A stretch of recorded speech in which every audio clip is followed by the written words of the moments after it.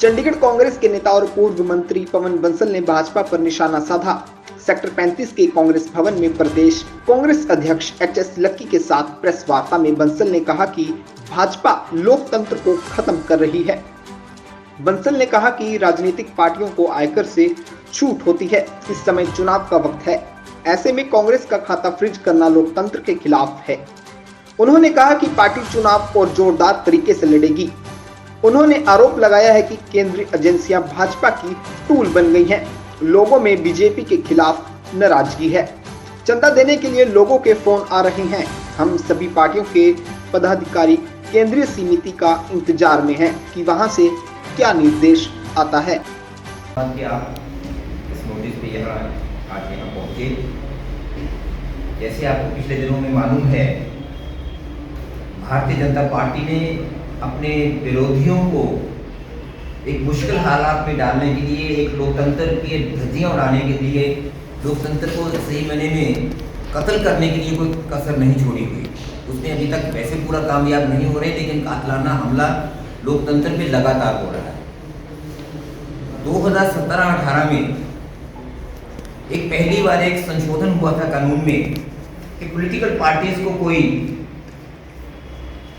2000 से ज्यादा रुपया कैश नहीं दे सकता। कोई पॉलिटिकल पार्टी 2000 से ज्यादा कैश नहीं दे सकती। पॉलिटिकल पार्टीज कोई भी हो, जो रजिस्टर्ड पॉलिटिकल पार्टीज होती हैं वो इनकम टैक्स से एग्जेम्प्ट होती हैं, और जो उनको पैसा देते हैं वो भी एग्जेम्पशन होती है। उनको उन पे भी टैक्स नहीं लगता, ना देने वाले पे लगता है, ना पॉलिटिकल पार्टी पे लगता है। 2017 में जब ये अमेंडमेंट हुई तो एकदम सभी लोगों को अमेंडमेंट का पता नहीं था, क्योंकि हुई और उधर से लोग वक्त लगातार आते रहते हैं, अपना पैसा देते हैं। कांग्रेस के कुछ एमपीज ने और एमएलएज ने उस वर्ष में 14,49,000 रुपया कैश में अलग अलग, 1 लाख रुपया किसी का नहीं है, मतलब इतना पैसा उन्होंने 193 करोड़ रुपए में से 14,49,000 रुपया कैश में उस साल आया। कांग्रेस ने बाकायदा अपने रिटर्न में उसको भरा। अपने रिटर्न भेजते हैं जो इनकम टैक्स के पास, वो रिटर्न गई। इनकम टैक्स ने जब वो मैटर टेकअप किया अथॉरिटीज ने, क्योंकि सरकार को हर वक्त लुढ़कते हैं सरकार को अपील करने के लिए, उनको खुश करने के लिए, इनकम टैक्स ऑफिसर ने ये कह दिया कि एक आपकी तरफ से ये गैर कानूनन बात हुई है कि 14,49,000 रुपया 193 करोड़ में से, इसको मार्क कर लीजिए शब्दों में, 193 करोड़ पूरा आया था और 193 करोड़ में से 191 करोड़ वर्ष में खर्च हो चुका था। जाना कि जो पॉलिटिकल एक्टिविटीज होती है, हमारी कार्यवाही जितनी होती है, सिर्फ 2 करोड़ बाकी था प्रशासन हमारे रिकॉर्ड में अपने पास पैसा, बाकी सब खत्म हो चुका, खर्च हो चुका था। असेसमेंट जब हुई तो उन्होंने कहा कि आपने ये उल्लंघना की है, इतनी 14,49,000 रुपये ऐसा ले लिया जो अकाउंट्स में दिखाया हुआ है। मैं इसको बार बार कह रहा हूँ अंडरलाइन करने के लिए, दिखाया हुआ है। आपके पूरे टैक्स, पूरा इनकम जितनी आपकी 193 करोड़ हुई है, उसको पूरे पे पूरा एग्जेम्पशन विड्रॉ करते हैं, नहीं कर सकते। पूरे के पूरे पे एग्जेम्पशन विड्रॉ कर ली, और जो 193 करोड़ था, ये ना देखते हुए कि खर्च कितना हुआ था। बिजनेस में अगर कोई खर्च करता है, कितनी इनकम होती है, कितना खर्च होता है, उसे माइनस करके बाकी पे टैक्स से होता है। अगर वो बात भी होती तो 2 करोड़ रह गया, लेकिन उन्होंने 193 करोड़ पे टैक्स लगा दिया। 193 करोड़ पे टैक्स लगा दिया और उस पर पेनल्टी लगा दी, इनकम टैक्स लगा दिया, और 115 करोड़ का डिमांड रेज कर दिया। हमारी पार्टी ने ये कहा कि ये गलत है, ये नहीं हो सकता। आप ज़्यादा से ज़्यादा 14,49,000 रुपये लगा दीजिए, टैक्स लगा दीजिए, पेनल्टी लगा दीजिए। लेकिन वही बात, ये सब सरकार के हथकंडे हैं, सरकार के तंत्र हैं, सरकार के टूल्स हैं। उन सरकार को अपील करने के लिए इन्होंने उसको लगा दिया। मेरे समय में उसके नोटिस आते रहे, हम आगे उस पर अपील डालते रहे, आगे बढ़ते रहे, उसमें कार्रवाई करते रहे। इसमें कोई प्रेसिडेंट, कोई केस पॉलिटिकल पार्टीज का नहीं है, लेकिन केसेस पुराने यहाँ से कोर्ट आगे बढ़ती हैं, वो केसेस होते हैं ट्रस्ट के। ट्रस्ट ने ऐसे बहुत केस हैं, यहाँ ट्रस्ट में भी ऐसा कहीं ना कहीं किसी ट्रस्ट में हुआ जहाँ एग्जेम्पशन, पॉलिटिकल पार्टी जैसे ट्रस्ट में भी एग्जेम्पशन होती है। वहाँ सुप्रीम कोर्ट तक ने कहा हुआ है कि सारे पे नहीं कुछ कर सकते, आप कार्रवाई सिर्फ उतने पैसे भी कर सकते हो जो ऐसा मान लीजिए जैसे ये कैश है। लेकिन उन्होंने लगा दिया, समय निकलता गया, हमारी अपील आगे जाती रही। अब ऐन मौके पे इलेक्शंस के समय, जब इलेक्शन ऐलान होने थे, 2 हफ्ते 3 हफ्ते इलेक्शन ऐलान होने का रह गया था, उस वक्त उठा के हमारे जितने भी कांग्रेस के अपने अकाउंट, इंडियन नेशनल कांग्रेस के नाम पे the president Indian national Congress, उसके अकाउंट्स, यूथ कांग्रेस के अकाउंट्स, NSUI के अकाउंट्स, सभी को, क्योंकि ये सभी का पैन नंबर वही होता है, इनको सभी को सीज कर दिया कि यहाँ से आप पैसा विड्रॉ नहीं कर सकते और नहीं खर्च कर सकते। उसके लिए आगे हम इनकम टैक्स अपीलेट ट्रिब्यूनल के पास गए, पहले कमिश्नर अपील्स के पास, कमिश्नर अपील्स ने रद्द कर दिया। उसके बाद आगे इनकम टैक्स अपीलेट ट्रिब्यूनल के पास गए, अपीलेट ट्रिब्यूनल ने खत्म किया है।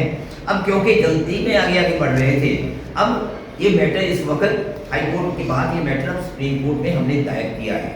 इसमें बहुत फंडामेंटल सवाल आते हैं, कानूनन सवाल एक तरफ है जिनका मैंने जिक्र किया कि क्या वो पूरे पे लगा सकते हैं, लेकिन आज सवाल वो नहीं, आज तो सवाल ये है कि भारतीय जनता पार्टी की मंशा क्या है। ये अफसर अपने आप नहीं कर रहे, ये अपीलेट ट्रिब्यूनल अपने आप नहीं कर रहे।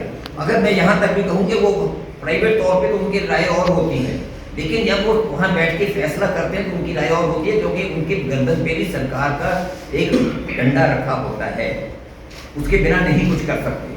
अब उन्होंने ये अकाउंट सीज करने के बाद साथ साथ एक और काम कर दिया। अब देखिए आपका 1993-94 में अकाउंट 7 इनकम टैक्स के कानून के तहत 7 साल से पुराने रिकॉर्ड नहीं आप लेते। अब 1993-94 का 7 और 23 30 साल हो गए हैं। 30 साल पुराने रिकॉर्ड का निकाल के कि उस वक्त का आपका एक टैक्स कैलकुलेशन गलत है, उसका भी इतना भर दीजिए। इतने पैसे की डिमांड रेज की है, वो नहीं कर सकते। भारतीय जनता पार्टी जैसे कांग्रेस के पास पैसे नहीं है, ये तो थोड़ा थोड़ा चंदा देके क्राउड फंडिंग जैसे हमारे ऑनलाइन कलेक्शन है जो और देते हैं, सब MPs MLA जी की महीने की तनख्वाह देते हैं एक साल में, उनके साथ कुछ पैसा बनता है। आपके सामने आया है सारा कुछ। अभी जो इलेक्टोरल बॉन्ड्स के आए हैं, इलेक्टोरल बॉन्ड्स में कितना जिस पे ED का केस बना, उन लोगों को उसके बाद उन्होंने पैसा दिया और ED का उसके आगे नहीं बढ़ा। भारतीय जनता पार्टी को पैसा देते रहे और इसी कारण स्टेट बैंक ऑफ इंडिया से भी सुप्रीम कोर्ट में झूठ बुलवाते रहे कि हमारे पास ऐसे रिकॉर्ड ही नहीं होते जो हम आपको बता सकें कि एकदम किसने क्या दिया और किस पार्टी को दिया। सभी पार्टी अपने रिकॉर्ड में दिखाती हैं पैसा लिया, उनके सोर्स नहीं होता, लेकिन पैसा दिखाती है कि हमें इतना दिया, क्योंकि हमें अपनी रिटर्न फाइल करनी पड़ती है और क्योंकि उसमें एग्जेम्पशन लेनी होती है। जो लोग डोनर्स होते हैं उन्होंने अपनी तरफ से अपनी रिटर्न भरी होती है कि हमें इतने इलेक्टोरल बॉन्ड्स खरीदे ताकि वो उन पे टैक्स नहीं लगे।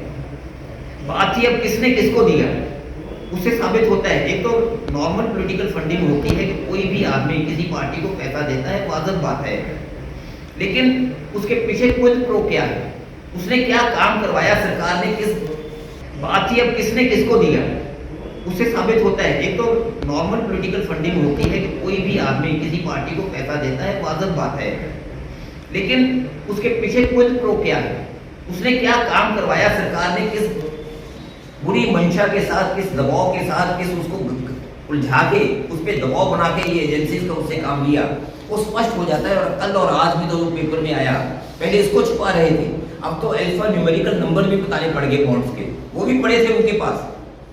जो नंबर होते हैं जैसे उसमें ABC का भी आता है, उसमें 1 2 3 भी आता है, उसमें स्पेशल कैरेक्टर्स भी आते हैं जैसे @ऑफ या एक्सक्लेमेशन मार्क, वो तीनों को मिला के अल्फा न्यूमेरिकल नंबर बनते हैं। वो उसमें वो भी मिल गई, तय हो गया, सभी के सामने आ गया। उससे साफ जाहिर है कि किनको नॉर्मल फंडिंग हुई है। और यहाँ एक बहुत दिलचस्प बात है, जो ये कोर्ट में तो कहते रहे कि हमारे पास कोई इंफॉर्मेशन नहीं। मान लीजिए किसी एक पार्टी ऐसी हुई है जिन्होंने कांग्रेस को थोड़ा पैसा दिया एक नॉर्मल कोर्स में, स्टेट बैंक ऑफ इंडिया से उनके पास खबर पहुंच गई सरकार के पास कि उस पार्टी ने कांग्रेस को ये पैसा दे दिया, उन पे रेड्स हो गई और 10 गुने ज्यादा पैसा उस आदमी से दे दिया। ये हुए हैं यहाँ, ये आप लोग अखबारों में देखते हैं, आपको ज्यादा पता है मेरे से, लेकिन इतना समय इन पे नहीं लगाना चाहता, लेकिन ये हुआ है। इससे आप अंदाजा लगा सकते हो कि दूसरी पॉलिटिकल पार्टीज को भी वो सह नहीं सकती कि उनको कोई पैसा दे दे। ऐसा गला घोटना, ऐसा कत्ल करना लोकतंत्र का, ये कहीं सुनने में नहीं आया। ये लोकतंत्र के नाम पे लोकतंत्र को खत्म कर रहे हैं। ये बिल्कुल स्पष्ट हो गया कि चलो आ गए हैं, ये नहीं चाहते कि उनकी किसी के पास पैसा हो। इनके अपना ये काले धंधे जो आए सामने, चंडीगढ़ का मेयर वाला आया, बहुत बड़ा पूरे अंतर्राष्ट्रीय शब्द बन गया, और उसके बाद इलेक्टोरल बॉन्ड्स का बहुत आया। ये सब चीज़ों को डाइवर्ट करने के लिए कोई ना कोई और बात पे लगाते हैं हमेशा, लोगों का ध्यान दूसरी तरफ करने के लिए। जिसके लिए ही आज इन्होंने फिर 1993 वाला भी निकाल दिया। हम दूसरे से तो जूझ रहे हैं, जो दूसरे हमारे सारे अकाउंट्स खत्म कर दिए, बिना पैसे इलेक्शन लड़ने का कैसे होगा देखा जाएगा। लोग जब साथ हो जाते हैं तो शायद पैसे की जरूरत नहीं होती, इलेक्शन कांग्रेस जीतेगी, बिना पैसा खर्च किए ही जीतेगी। और लोग इस वक्त हर चीज़ों से दुखी हुए हैं, वो समझ रहे हैं, इनके अपने समर्थक समझ रहे हैं कि क्या होने लगा है, लेकिन ये अपनी बात अपनी चालों से बाज नहीं आते। इन्होंने आगे जैसे अभी बताया रखी ने, इन्होंने हेमंत सोरेन को अरेस्ट किया, केजरीवाल को अरेस्ट किया, बिल्कुल किस मौके पे पहुंच के, क्योंकि कल शाम को रात को जाके अरेस्ट किया, शाम को जाके उनकी क्वेश्चनिंग हो रही है, उसके बाद सीधा अरेस्ट कर रहे हैं। क्या अरेस्ट के बिना उनका नहीं केस चल सकता था? अगर केस चलाना था, क्या उनके पास अब तक कोई रिकॉर्ड्स नहीं आए थे सारे? क्या अरेस्ट के बिना नहीं हो सकता? क्या कोर्ट्स ने नहीं कहा हुआ कि बेल इज द नॉर्म और detention is not the norm, is an exception? इसमें क्या एक्सेप्शन थी कि उनको अरेस्ट किया? ये फिर वही बात है कि एक इंडिया ब्लॉक बहुत पावरफुल ब्लॉक बनता जा रहा है, उनको मन में घबराहट पैदा हो रही है भारतीय जनता पार्टी के। ये एक ऐसा पकड़ते जा रहे हैं, हर हथकंडे अपनाए जा रहे हैं। जिस सरकार को यहाँ हिमाचल में एमएलए खरीद के सरकार तोड़ी जा रही है, गोवा में पहले उस वक्त हुआ, उसके बाद मध्य प्रदेश में पिछली असेंबली में पूरा हुआ, आगे एक एक जगह पे करके ऐसा करते रहे। महाराष्ट्र में ये किया, यहाँ तोड़ सकते हैं सरकारें, वहाँ सरकारें तोड़ते हैं एमएलए के साथ अपने सौदेबाजी करके, वो कहते हैं आया राम गया राम वाला काम करके, वहाँ सरकारें तोड़ी जाती हैं। यहाँ सरकारें तोड़ी नहीं जाती, वहाँ उनको ऐसे पकड़ के किया जा रहा है।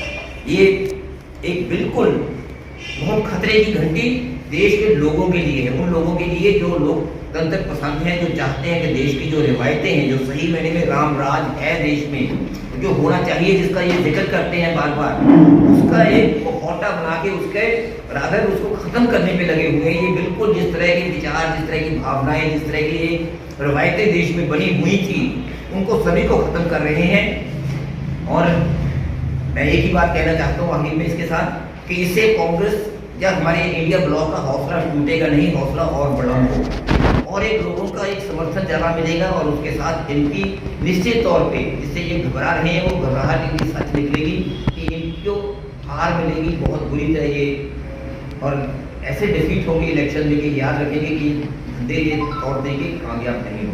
कांग्रेस आज है और आज कांग्रेस पार्टी चुनाव के समय में, जैसा कल राहुल गांधी जी ने भी कहा, ना कोई खर्चा कर पा रही है। अगर किसी कांग्रेस के ऑब्जर्वर ने या लीडर ने कैंपेन के तहत भी कहीं जाना है तो उसकी टिकट बुक नहीं करा पा रही है, छोटे से छोटा खर्चा नहीं कर पा रही है।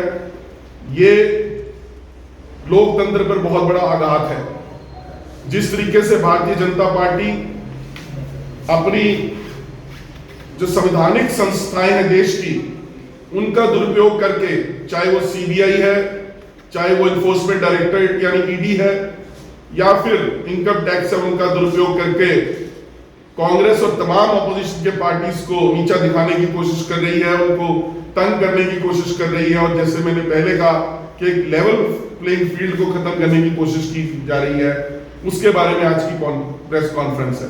दूसरा, कल जिस तरह से अरविंद केजरीवाल जी को ईडी ने अरेस्ट किया है, मैंने जैसे पहले कहा कि अपने टूल्स का इस्तेमाल कर रही है, मैं टूल्स वर्ड कर रहा हूं इन एजेंसीज के लिए, क्योंकि वो टूल बन चुकी हैं आज भाजपा के हाथ में। और कल केजरीवाल जी को अरेस्ट किया, उससे पहले हेमंत सोरेन जी को अरेस्ट किया। और इस तरह से ऑपोजिशन का कोई भी बड़ा कार्यक्रम होता है, जैसे बिहार के अंदर रैली हुई तेजस्वी जी की, लालू जी की, अगले दिन ही उनको नोटिस भेज दिया जाता है, उनको तंग करने के लिए एक और नया केस लगा दिया जाता है। इस तरह की राजनीति इस देश के अंदर चल रही है। अगर आपने अभी तक हमारे चैनल को सब्सक्राइब नहीं किया है तो आज ही सब्सक्राइब करें